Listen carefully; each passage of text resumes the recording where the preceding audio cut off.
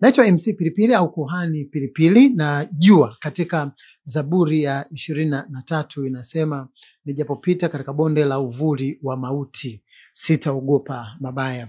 Katika bonde la uvuli wa mauti si sehemu ya watu special, ni sehemu ambayo watu wengi sana wanapita, lakini sehemu ambayo pia kama nchi tumepita. Kwa hivyo natumai, kwa hivyo ninajua ya kwamba wote tunahitaji faraja. Karibu katika kusikiliza neno la faraja kila siku kuanzia saa 4 usiku mpaka saa 5, na kila siku kuanzia saa 12 mpaka saa 1. Tutakuwa tuna neno, tutakuwa tuna maombi, tutakuwa tuna mafundisho tofauti ambayo yatafanya uweze kulala vizuri, lakini pia yatafanya uweze kuondoka na baraka za Mungu kwenye kuielekea siku yako njema. Najua ya kwamba magumu yapo, lakini hakuna magumu yanayodumu.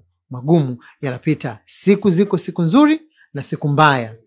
Kitu kizuri ni kwamba hata siku mbaya zina masaa 24. Siku moja yote yataisha na utaanza katika siku njema yako ya maisha.